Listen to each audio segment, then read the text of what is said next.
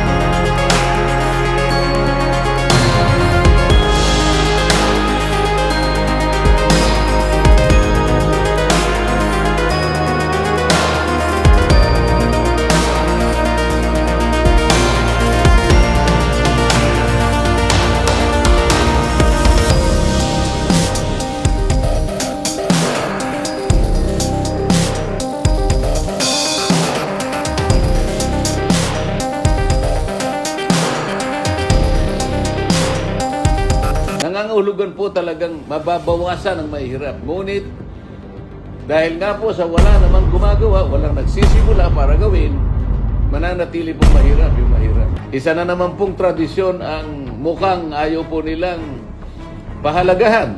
Sapagkat ngayon lang po ako makakakita uli ng isang pagkakataon na yung pong miyembro ng majority, katulad ko, hindi na pwedeng magtanong. Puro lang po yung miyembro ng minority. Hindi po ganun ang tradisyon namin eh.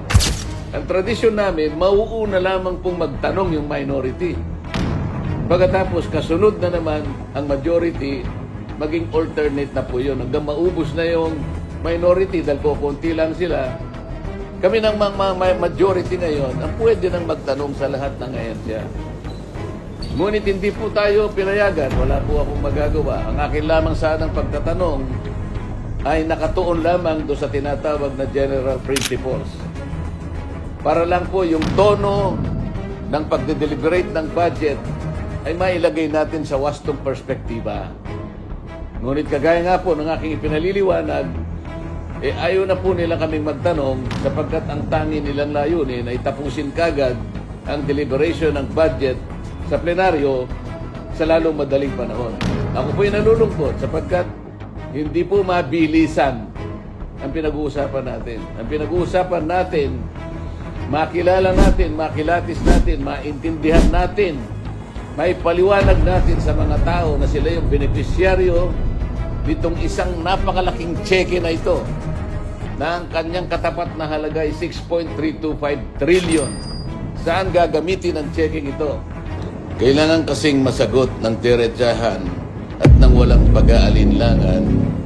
Diyan sa budget, isang checking napakalaki ang halaga. Ilang kababayan nating mahihirap ang mababawas natin sa kanilang bilang. Yun sana ang kailangang masagot dito. Sa bawat budget na inilalatag natin taon-taon, nasisiguro sana natin na meron tayong napapag-graduate sa kahirapan ng mga kababayan natin hanggang sila ay maubos. So kung gagayahin natin ang China, isang taon lang dapat nag-graduate na lahat sa kahirapan ng ating mamamayan. Ito yung gusto ko sanang masiguro. Ito yung gusto kong masagot ng diretso. Ang problema, hindi kami pinagtatanong.